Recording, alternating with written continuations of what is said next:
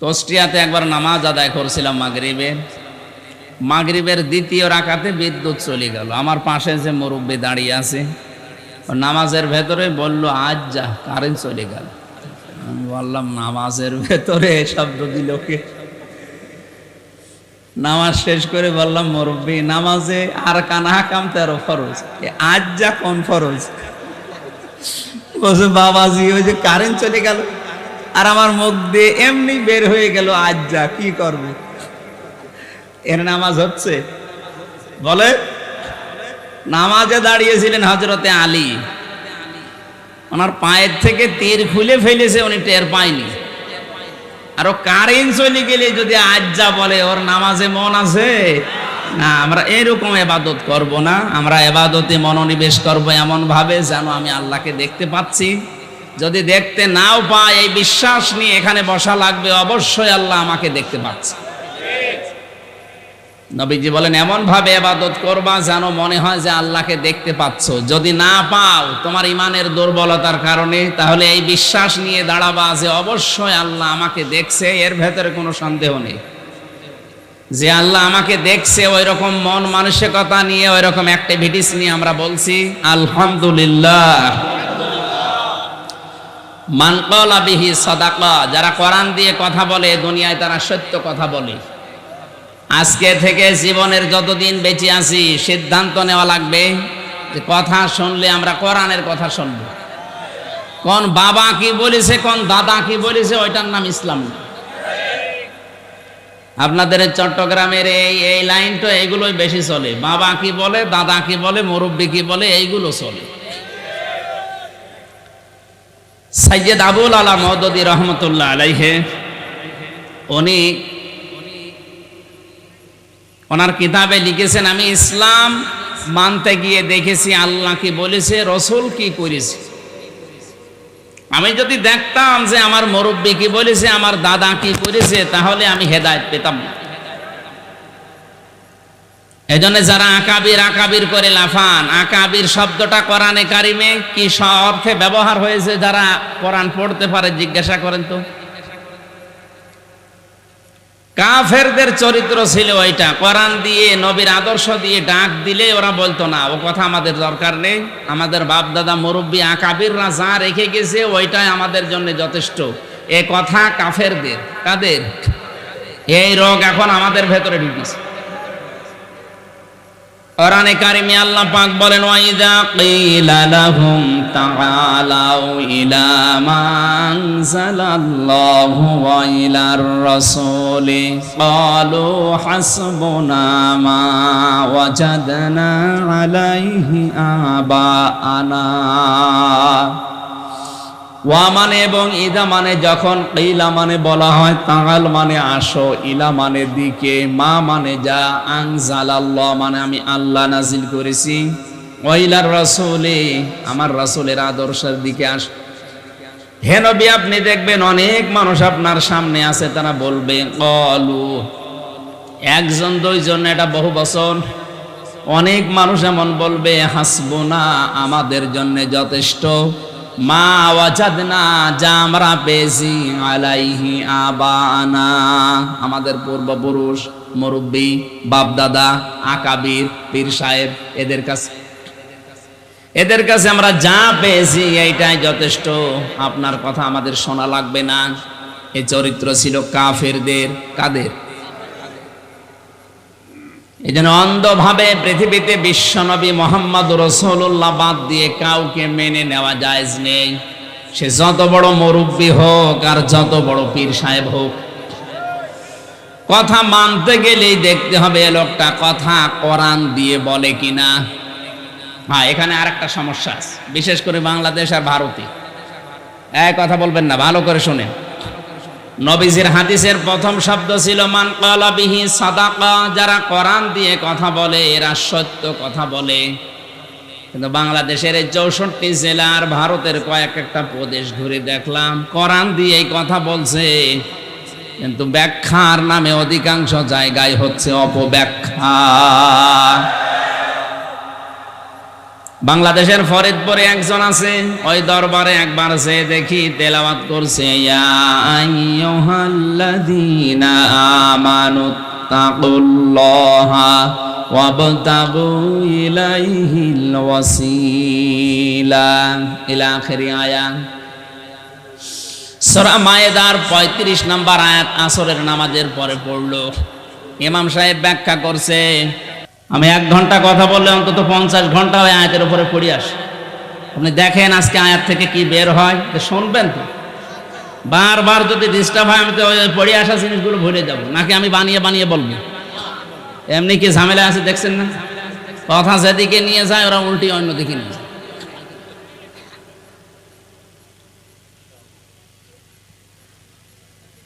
চট্টগ্রামবাসী কোরআনে কারীম থেকে যে কথাটা বলছিলাম, উনি তেলাওয়াত করার পরে অর্থ করছে, ওহে যারা ইমানের দাবি করো, আল্লাহকে ভয় করো, আর আল্লাহ পর্যন্ত পৌঁছাতে মাধ্যম তালাশ করো, আর এই মাধ্যম হচ্ছে পীর সাহেব। এই আয়াতের অর্থ হয়েছে, উনি তো কোরআন দিয়ে এই কথা বললেন। এই যে ব্রাহ্মণবাড়িয়ায় যে মাওলানা গুলো কয়েকজন আছে, এনারাও তো কোরআনের আয়াত পড়েই বলে। মানুষ মনে করে কোরআন দিয়ে সুর করে মাওলানা আব্দুল্লাহ আলামিনের মতো কারি সাহেবের তেলাওয়াত, এ মনে হয় এ কোরআনের কথাই। অথচ পীর সাহেব ওসিলা এ শব্দ কোন তাফসিরে আছে আপনি দেখেন তো।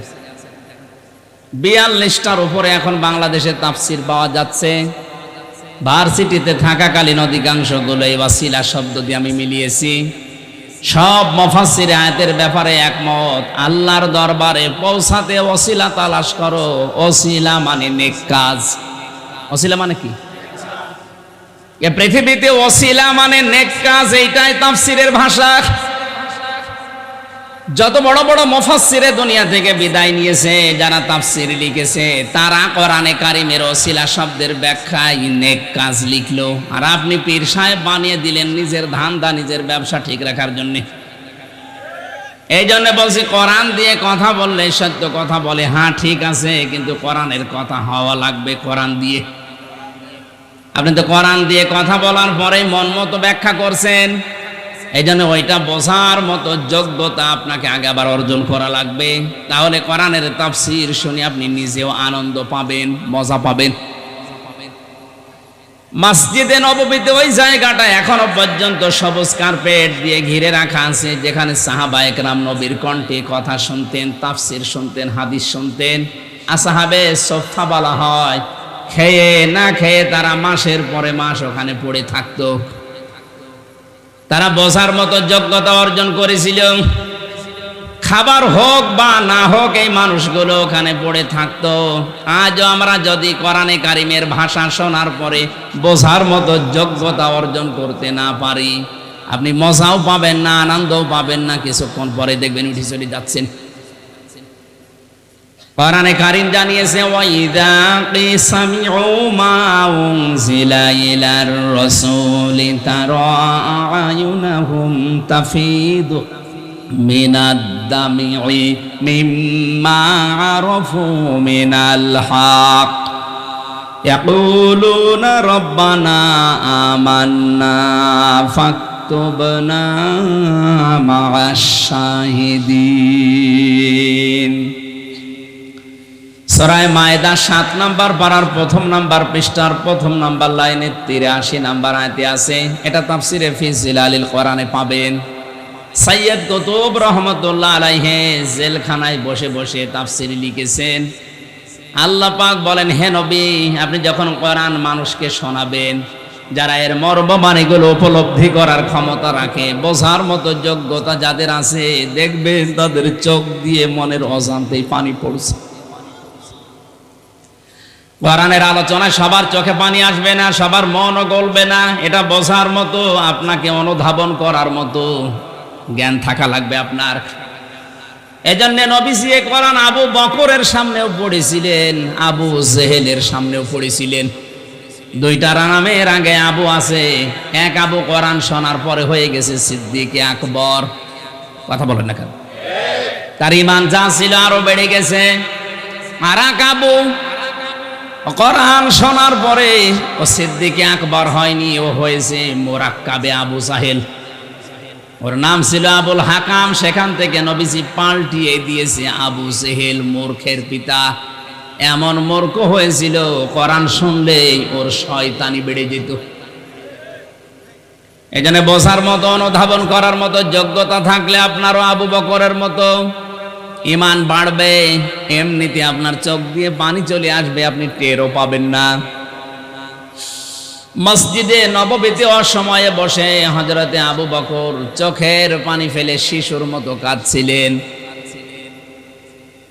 নবীজি আসলেন, ডাক দিয়ে বলে, আবু বকর কাঁদো কেন, কি হয়েছে?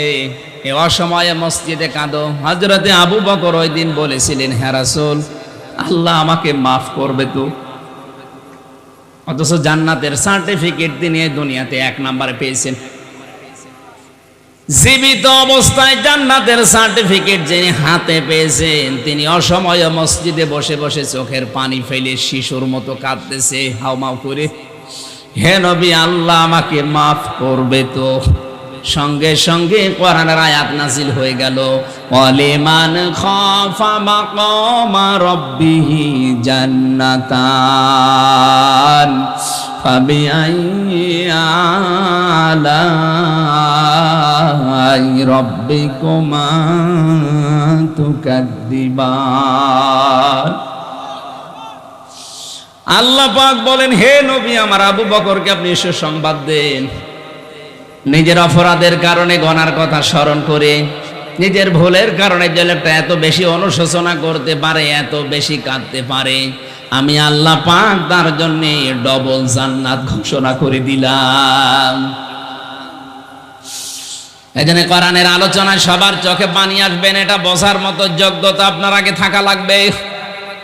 আমি আবার বলছি, কোরআন দিয়ে কথা বললেই সত্য কথা বলে। তাহলে আমার এ দেশের অনেক আলেম যারা আছে, কোরআন পড়ে নিজের মন মতো নিয়ে যায়, ওইটা কি সত্য কথা? এই যে একটা তার ভেতরে বললাম,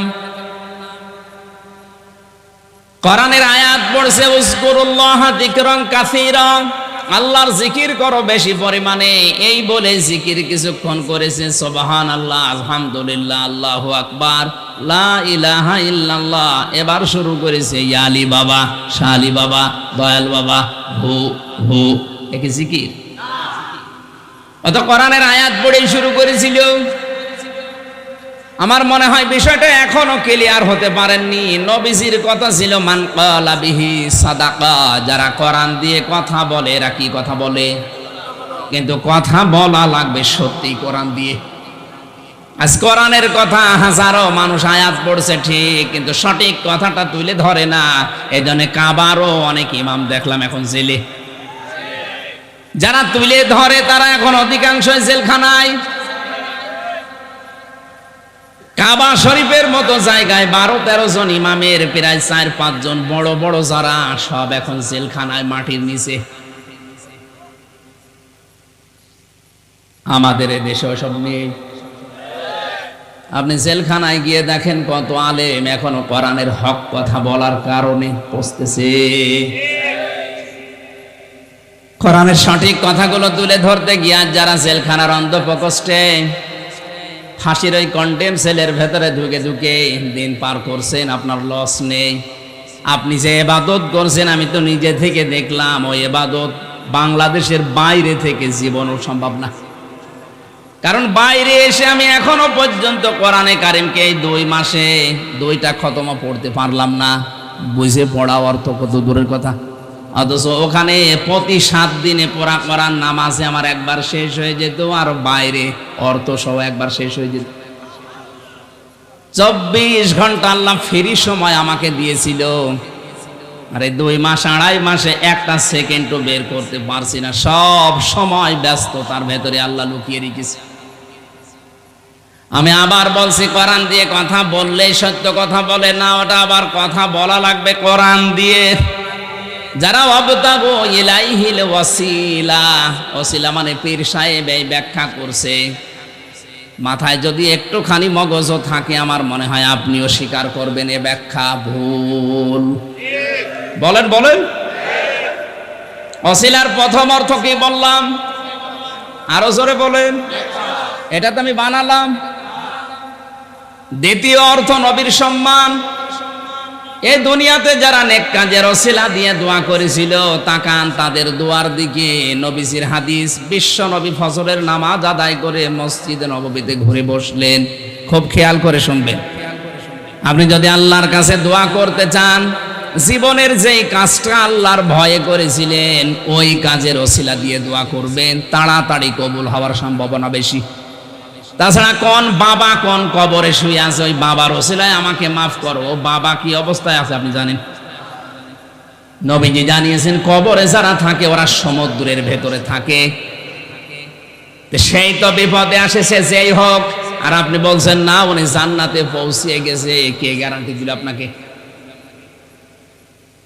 মৃত মানুষের নাম নিয়ে আপনি যেভাবে হাই হতাশ করছেন, যেভাবে আশা করে বসে আছেন, আর যেগুলো কাজ কারবার কবরে মাজারে বসে করেন, আমার যতটুকু কোরআনের উপরে বিশ্বাস আমি দেখেছি, শাহজালাল রহমতুল্লাহ আলাইহে, বাইজিদ বোস্তামি রহমতুল্লাহ আলাইহে, এনারা যদি এখন জীবিত হওয়ার সিস্টেম থাকতো, আগে মাজারের খাদেম গুলোকে পিটিয়ে মারতো।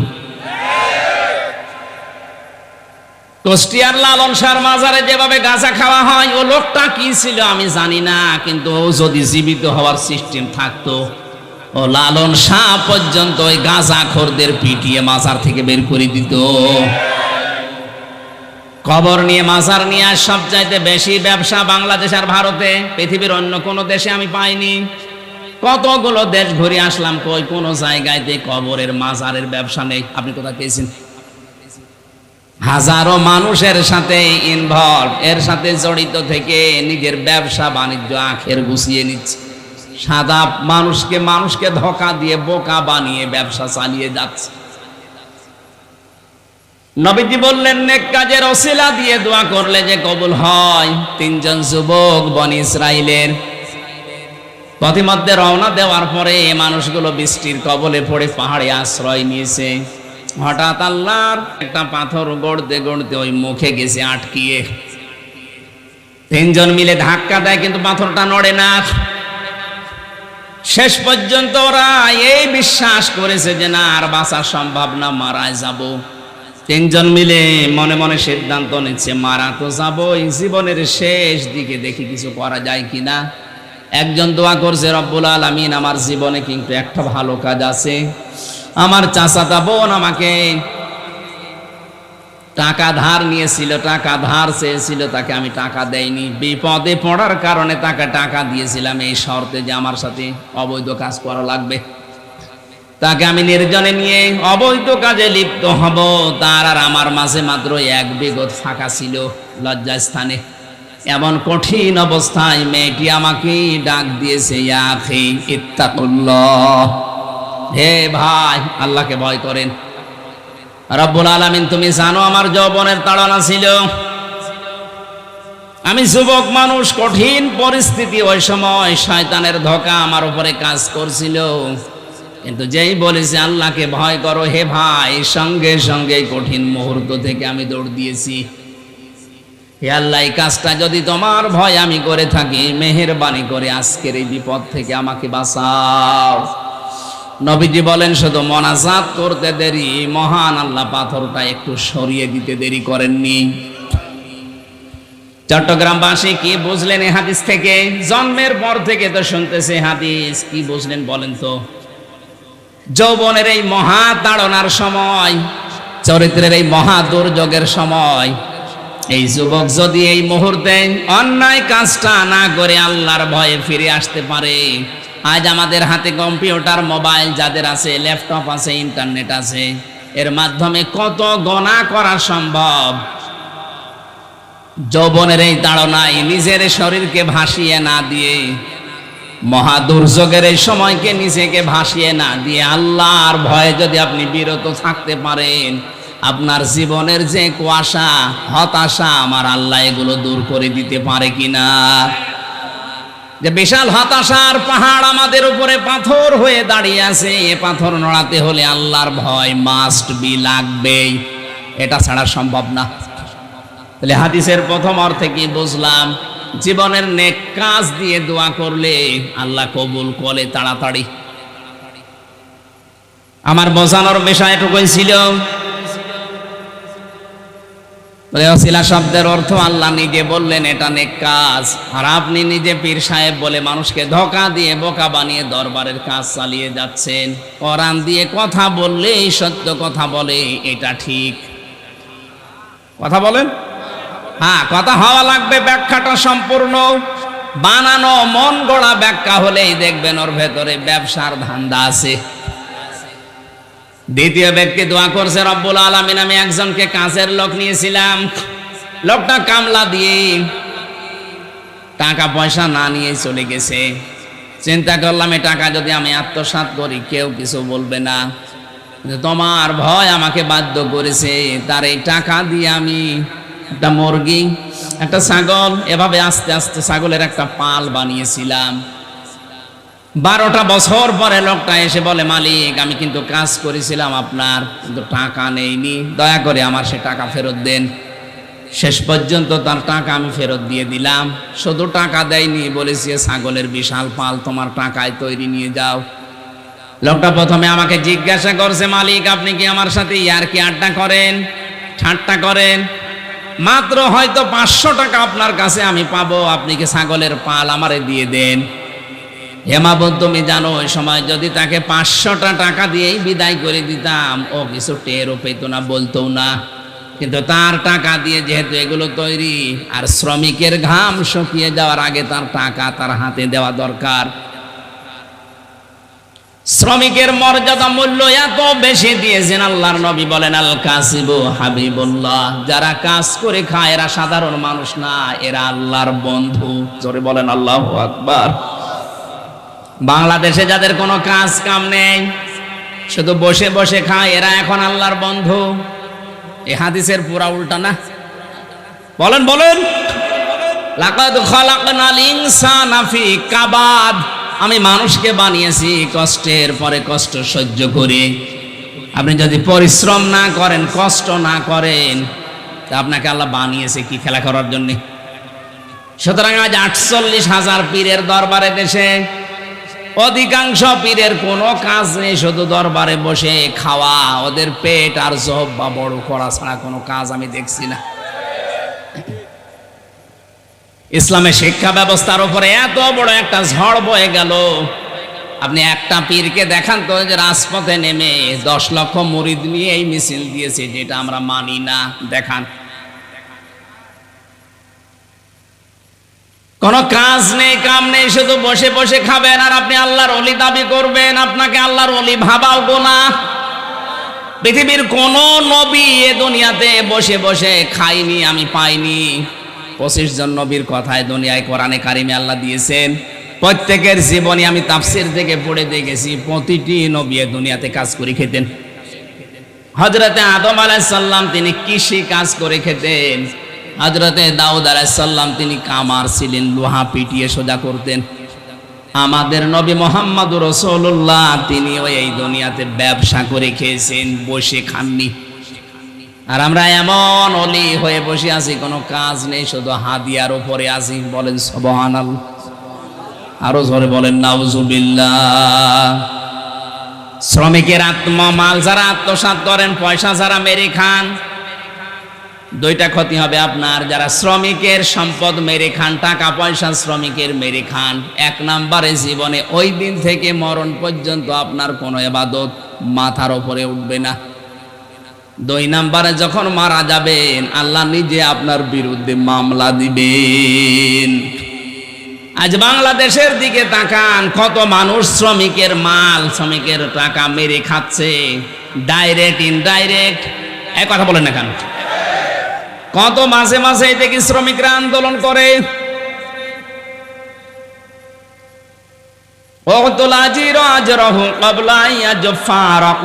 শ্রমিকের ঘাম শুকিয়ে যাওয়ার আগে তার টাকা হাতে ধরিয়ে দাও, এ নির্দেশ রাসূলের। কার? অথচ এই কথাটা না মেনে হজ করে আসে, নামাজ পড়ে, রোজা রাখে, তাহাজ্জুদ পড়ে, আর গার্মেন্টসের মালিক হয়ে বসে আছি, শ্রমিকের পয়সা মেরে খায়।